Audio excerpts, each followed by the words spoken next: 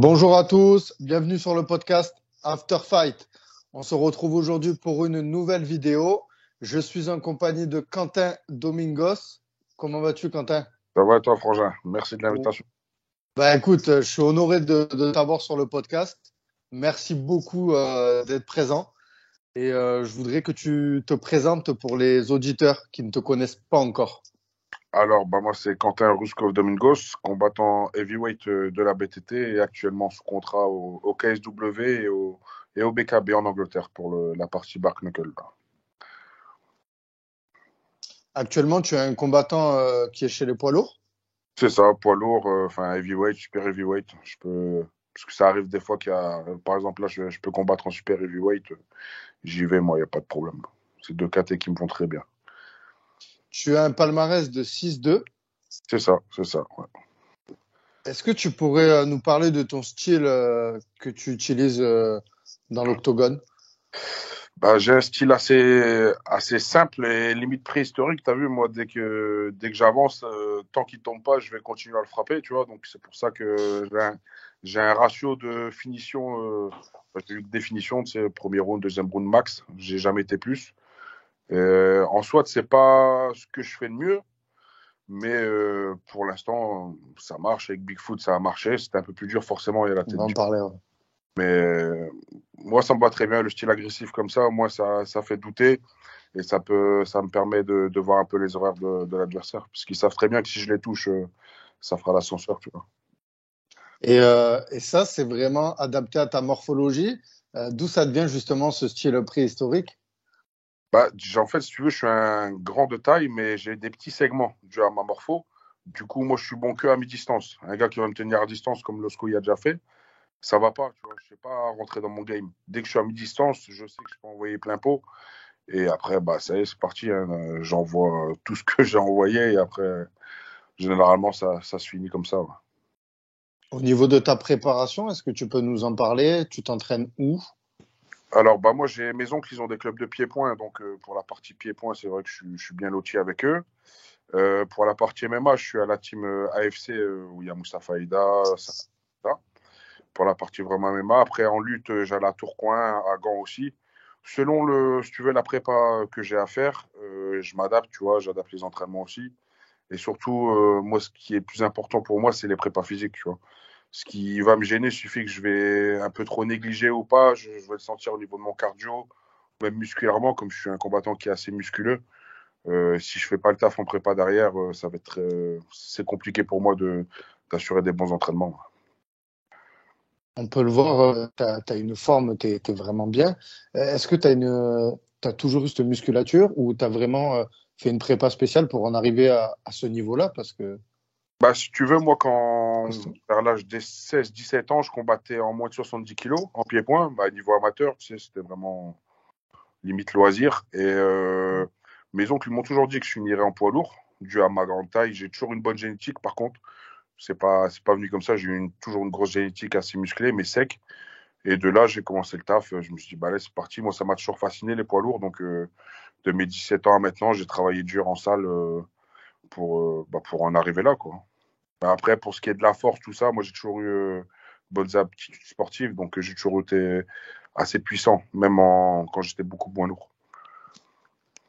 Une question que je voulais te poser en début de podcast, c'était comment les sports de combat sont arrivés dans ta vie?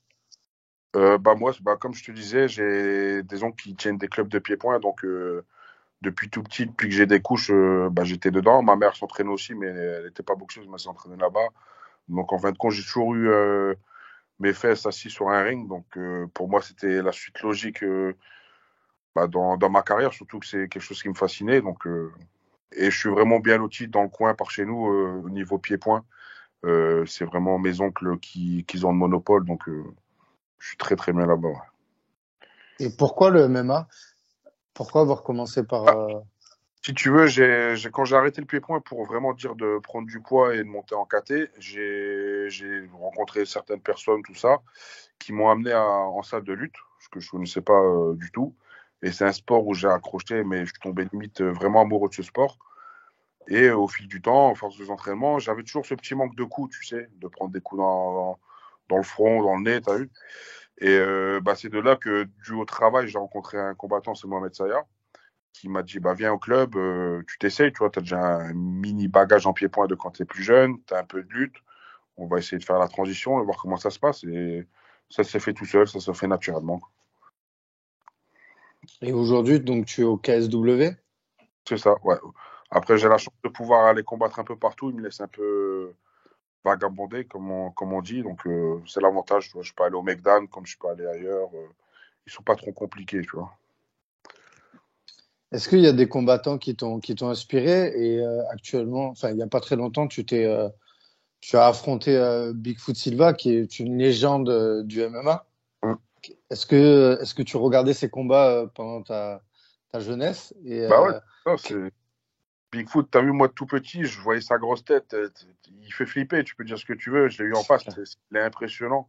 Moi, à l'époque, moi, j'étais vraiment à fond. C'était Overeem pour le pied-point et c'était Randleman au niveau de sa lutte. C'est vraiment deux gars que je kiffais à mort quand j'étais petit. Et je les ai suivis au maximum. Et après, c'est vrai que de voir Bigfoot, c'est franchement un des seuls que je me suis dit, putain, ça doit être. En plus, à l'époque, il était vraiment beaucoup plus costaud. Il faisait flipper. Et de là, en fait, une fois que Guillaume m'appelle, il me dit, ouais, tu peux aller le combattre. C'est dans la tête, ça fait bizarre un peu. Tu n'as pas le déclic tout de suite, mais après, quand ça quand tu commence. l'as en face de toi, Ouais. peut-être. Et il est impressionnant. En fait, si tu veux, moi, quand je l'ai vu à la pesée, parce qu'il a dû faire un gros cut. Lui, c'est quelqu'un qui fait 145 kilos hors saison. Donc, il y a un énorme cut à faire. Je l'ai vu un peu tout ça courbé. Je dis, oh, ça va, il a pris de l'âge, tu vois. Dans ma tête, j'essaie de me rassurer. Je dis, putain, il a pris de l'âge, il n'est plus comme avant. Et putain, du lendemain, il était 2 fois comme à la pesée. On ne se rend pas compte peut-être aux vidéos, mais juste son buste, il était plus large que moi en comptant mes épaules. Il est énorme, énorme, énorme. Mais après, voilà, moi, une fois que je suis dans la cage, même 3 Bigfoot s'il faut, si je rentre dedans, c'est que j'assume et je ferai ce qu'il y a à faire, tu vois. Ouais, d'ailleurs, c'était une très belle victoire, hein. Ouais, Franchement, c'est très beau fight. merci. Au niveau du management, je sais que tu es encadré donc, par la BTT, par Guillaume Pelletier. C'est ça, ouais, ouais. Est-ce que tu peux nous dire comment s'est fait cette collaboration et qu'est-ce qu'aujourd'hui ça t'apporte d'être encadré par la BTT? Écoute, en fait, Guillaume, je l'ai rencontré sur des événements qui étaient le beatdown quand j'ai commencé à fouler mes premières cages. On a sympathisé, mais voilà, on discutait, tout ça. Moi, j'étais encore à Factory à l'époque. Et une fois, on a eu une discussion sérieuse avec Guillaume, comme il savait que j'allais plus trop à Factory dû au travail, tout ça. Du coup, il m'a dit, si tu veux, tu as un profil qui m'intéresse. Je lui ai dit ce que je voulais, moi, enfin, les ambitions que j'avais, du moins pour le plan sportif. Ça concordait avec ce qu'il pouvait faire pour moi, donc j'ai décidé de travailler avec. Et puis c'est parti, hein. Quelques mois après, il m'a fait signer au KSW. Et c'est ce que je voulais, en fait. Quand j'ai parlé avec Guillaume, je dis, moi, je suis pas le genre de gars qui pense direct aller à l'UFC. Je vais pas te mentir. Je m'en, en parlant cru, je m'en branle d'aller à l'UFC, tu vois. C'est pas ce que je veux. Justement, j'allais y venir, justement. Est-ce que c'est quelque chose que tu souhaites? Est-ce que c'était un rêve quand tu as commencé le MMA Moi, c'est, d'aller dans cette organisation? moi, c'est vraiment KSW. C'était ma fixette quand j'ai commencé le MMA. C'était vraiment une orga qui me plaisait. Et en fait, compte, c'est plus les orgas Pays de l'Est qui me plaisent, tu vois. Limite même un peu plus loin et aller au One, tu vois. C'est vraiment ces orgas-là. Euh, L'UFC, c'est pas. Si tu veux, la KT Heavyweight, elle est intéressante, mais elle n'est pas intéressante pour mon style à moi, tu vois. À la limite, tu vas me mettre un Derek Lewis ou tu sais, des styles comme ça où ça bagarre, Ouais. ça va. Mais avoir des combats en 3x5 avec des gars qui bougent, techniques, moi, j'aime pas trop ça, tu vois. Je vais pas te mentir et je fais ça pour le kiff. Donc, je préfère me prendre des grosses brutes et je sais que on va se dégommer, c'est lui ou c'est moi. Et c'est tout. Moi, t'as vu, après, je fais ce sport parce que j'aime et j'essaie de combattre en fonction de ce que j'aime aussi, tu vois. Je vais pas prendre un gars qui m'intéresse pas. Et moi, les orgas KSW, One, tout le bordel, c'est les trois quarts, ils ont des physiques un peu comme moi et dans mon style à moi aussi, tu vois. Tout à l'heure, quand tu me parlais de ton style, justement, il y a un combattant auquel tu me fais énormément penser, c'est Tai Tuivasa. Ouais, c'est pareil, il est dans le même stade que Derek Lewis, t'as vu, Ouais. ça envoie jusqu'à temps que c'est lui. C'est lui ou c'est l'autre qui va tomber, mais il s'arrête pas tant qu'il y a de la marche avant. Moi, c'est vraiment ce style-là qui me plaît, tu vois. avoir de la grosse confrontation et voir c'est lequel des deux bonhommes qui va tomber, tu vois. Donc prendre à l'UFC des gars comme ça, ok, mais je sais pas, sur les 20 athlètes heavyweight, il y en a peut-être 3-4 qui vont être comme ça. Donc après, c'est le reste des match-ups, il va pas m'intéresser, tu vois, je vais pas te mentir. J'aime bien regarder, c'est agréable à regarder parce qu'ils font des trucs de ouf. Je prends l'exemple de Cyril, il te fait des trucs, c'est incroyable ce qu'il fait, mais c'est pas dans mon style à moi, tu vois. Au niveau du MMA, est-ce que tu en vis actuellement? Bah là, j'ai la chance d'avoir un sponsor qui peut me faire en vivre, mais après, tant que- pour moi, tant que je prendrai pas des 20 plus 20, je peux pas dire que c'est juste le combat qui va me faire vivre, tu vois. Moi, c'est vraiment les à côté sponsoring qui me font vivre et qui me permettent de faire que ça, tu vois. Mais pour l'instant, la carrière elle est encore en construction. J'ai la chance d'avoir, comme je disais, des sponsors solides qui me tiennent et qui font que je peux faire que m'entraîner et je dois pas me, tu sais, casser la tête à faire des 35 heures, qui te nique la tête dans un bureau, je sais pas. Tu vois, j'ai essayé une petite période et c'est pas compatible avec la vie que je veux mener au niveau sportif, tu vois. Est-ce que tu as pas pensé à faire des coachings justement en parallèle de Si, tes camps d'entraînement? c'était dans un coin de ma tête, mais étant donné que j'ai eu une petite, forcément, le temps que je pourrais passer en coaching, c'est le temps que je pourrais passer avec ma fille. Donc, c'est deux poids, deux mesures, c'est assez compliqué. Donc, si je dois en faire, c'est vraiment assez restreint, sur des groupes assez restreints et que, tu sais, qu'on ait la vie de famille aussi, tu vois, qu'on ne soit pas toujours à la salle de Bien sport. sûr. Moi, ma vie de famille, elle reste quand même importante aussi, ce qui me fait aussi avancer au niveau sportif. Donc, c'est vraiment compliqué, mais c'est en projet. En tout cas, c'est en projet. Justement, tu parlais de ton enfant, que tu as une petite. Est-ce Ouais. que ça t'a fait voir les choses différemment dans les sports de combat? Est-ce qu'il y en a eu un avant-après? Ben, disons que maintenant que j'ai la petite, je me dis que tout ce que je vais faire derrière sur le plan sportif, ça va la suivre, tu sais. Je vais faire de la merde. Bah, automatiquement, les gens vont se dire, ah, c'est lui, c'est son daron, il a fait de la merde, tu comprends? Donc ça te rajoute une pression en plus. Après, tu n'as pas envie de décevoir ton enfant, même si elle est petite, elle comprend pas, elle va pas comprendre encore, tu vois. Mais sur le long terme, tu sais, maintenant, il y a les réseaux, il y a les YouTube, ça laisse des traces. Donc j'essaie vraiment de performer vraiment au top du top pour que les gens ont un bon souvenir et quand ils parlent de ma fille, par exemple, ils savent que j'étais un combattant comme ça, et que je prends un exemple tout con, tu sais, Bob Sapp, il aurait eu des enfants, milieu de carrière, ok, ils auraient dit, ouais, c'est insolite, mais maintenant, t'as vu, c'est pas méchant, mais il servait plus de bout de viande et c'est pas, moi, j'ai pas envie que, tu sais, à l'école, ils disent, ouais, ton père, c'est un bout de viande dans la cage, il se fait tuer, tu vois. Donc, ça me rajoute vraiment une force supplémentaire quand je suis aux entraînements de pas vouloir décevoir, tu vois. Quelles sont tes prochaines échéances à venir au Euh, KSW? KSW, je ne sais pas, mais ce que je peux te dire, c'est la semaine prochaine, je combats au BKB en Angleterre, en Bark Knuckle. Sachant que moi, je devais déjà combattre en Bark Knuckle en décembre passé, mais l'adversaire il a raté la pesée.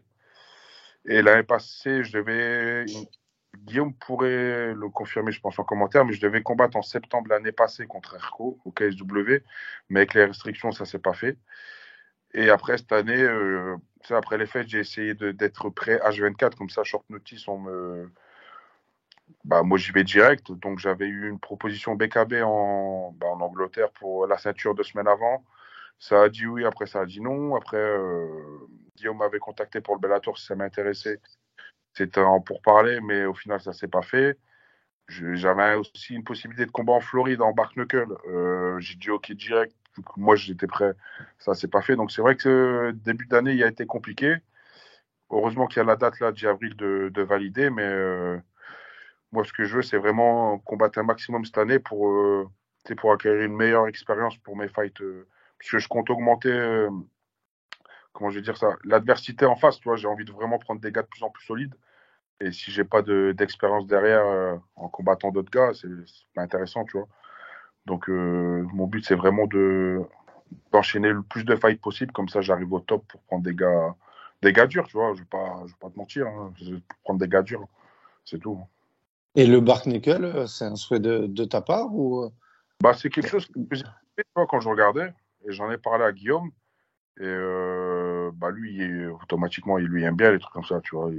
quand ça se tape dur, il aime bien. Et il sait qu'avec mon style à moi, ça peut que concorder, tu vois. Moi, je pars dans le principe où quand j'y vais, c'est lui ou c'est moi qui va tomber.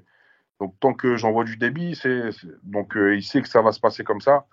Et bah, il y a les contacts, Guillaume, il y a les contacts partout. Donc, ça s'est fait naturellement. Je devais combattre sur la même carte que lui en Serbie l'année passée. Ouais. Bah, comme je te disais, il a raté la pesée, mon adversaire. Donc, c'est moi qui a pris le rôle de coach à la place de Guillaume, comme il fait d'habitude.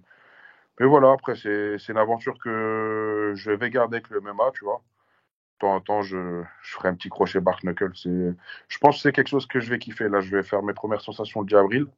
Mais je pense vraiment que c'est quelque chose que je vais kiffer. Ouais. Un petit mot sur la performance justement de Guillaume, vu que tu as pu avoir cette chance de le coacher. L'avantage, c'est on se complète vraiment bien, tu vois. On s'écoute vraiment. Et il m'a écouté et ça a été rapide et efficace, tu vois. C'est ça. Nous, l'avantage, c'est que lui, quand il me parle, c'est comme une télécommande, tu as vu, quand tu joues à la Play. Il me dit fais ça, fais ça. Et bah, l'effet inverse, bah, moi, je ne savais pas trop comment ça se passait, mais c'est exactement pareil au final. Je lui ai dit ça, fais attention, ça, et ça s'est fini je crois, c'est en 15 secondes, quelque chose comme ça. Ouais. Ouais, ça allait très vite. Ouais.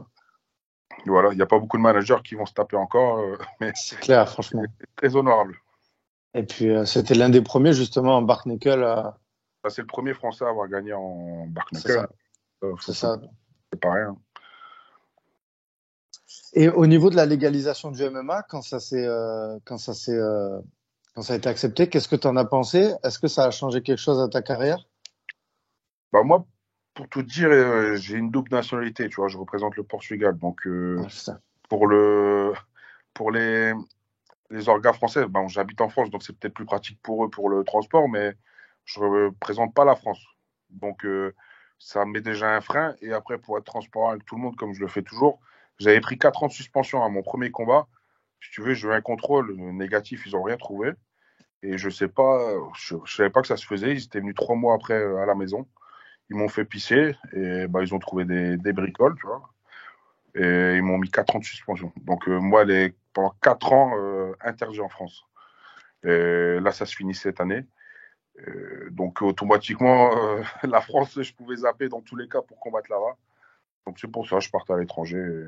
De toi à moi, je pense qu'à l'heure actuelle, il n'y a que chez Ares qui peuvent vraiment rivaliser niveau Europe, niveau des primes, je parle. Hein.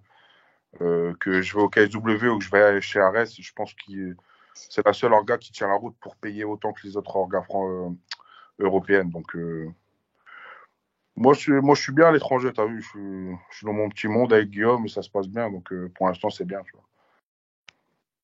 Ouais, mais ça serait bien de te voir en France aussi, justement. Ouais, Tu parles de l'ARES. ouais. Je pense qu'ils vont faire une ceinture des poids lourds et Mm. Ouais, ça c'est serait vrai. potentiellement quelque chose de bien pour toi là-bas, je pense. J'avais assisté bah, justement au gala où il y a eu la ceinture poids lourd et c'est vrai que c'était intéressant. Il y a quelques poids lourds qui sont des bons profils, tu vois. Donc ça peut être pas mal après à voir, tu vois, à voir comment ça se travaille, à voir qui va prendre la prochaine ceinture. Parce que je sais que le champion, il a signé au Dana White Contenders, là, je pense, si je me trompe pas. Donc je sais pas comment ça va se passer après pour la ceinture, si elle va être vacante ou non. Donc à voir, après, ça peut toujours rester dans un coin de ma tête, tu vois. Moi, j'ai mes objectifs en vue, et après, bah, si je dois faire une escapade à l'ARES, bah, j'y vais. Hein, ayant assisté là-bas, je pense que même s'il y a des très belles orgas en France, ils ont mis vraiment la barre franchement très haute. Moi, quand je compare avec le KSW, je ne vais pas te mentir, j'ai pas vu de différence. Tu vois. Au niveau du show, de comment c'est géré, c'est impressionnant. Je ne savais pas qu'on pouvait faire comme ça, quelque chose comme ça en France. Et franchement, c'est chapeau quand même à eux. Ouais, je te rejoins complètement. Dernière question pour moi. Pourquoi Rouskov? Bah, comme tu peux le voir, j'ai pas une tête de portugais. J'ai les yeux bleus, je suis grand, j'ai toujours été costaud et j'avais les cheveux fort courts quand j'étais plus petit. Donc après, sur la me dit, oh, t'as une tête de russe, t'as pas une tête de portugais. Et d'avoir laissé la barre, tout ça, ça a enquillé sur le Rouskov. Mais je suis un portugais, mais on va dire en contrefaçon. T'as vu, j'ai pas, mis à part les poils, j'ai rien d'autre. T'as vu. Ça marche. On arrive en fin d'interview. Chez After Fight, à chaque fin d'interview, il y a le five. C'est un petit questionnaire de 5 questions. Est-ce que tu es prêt, Quentin? C'est parti. Team Ngannou ou Team Cyril Gane? Cyril Gane. KO ou soumission? KO d'office. iPhone ou Samsung? iPhone d'office, ouais. iPhone. France ou Portugal? Portugal à 10 000%. Et ton repas préféré après un combat? Après un combat, tout dépend si j'ai perdu ou gagné, t'as vu? Ouais, c'est à gagner, on va dire c'est à Et gagner. gagner, c'est C'est une d'office. bonne victoire. C'est buffet à volonté obligatoire, t'as vu? Je vais perdre le poids en MMA et après je déglingue tout. Mais un Chinois à volonté, c'est le top. Super, Quentin. Je te remercie vraiment d'avoir été présent sur ce podcast. Merci à vous. J'invite tous les gens justement à aller sur tes réseaux et te suivre, point de vue de ce qui va t'arriver, de ton actualité en bark nickel et MMA. Je vais te laisser le mot de la fin. Si tu as un message à faire passer aux auditeurs, on t'écoute. Ben, écoutez, si vous aimez la bonne bagarre comme dans les années 80-90, restez connectés pour le 10 avril. Euh, je vais affronter Milner, c'est un gros costaud en anglais. Donc restez connectés, je mettrai tout sur Insta et il y aura un live gratuit, donc c'est tout bénef. Donc si vous aimez la violence pure, soyez au rendez-vous. Merci.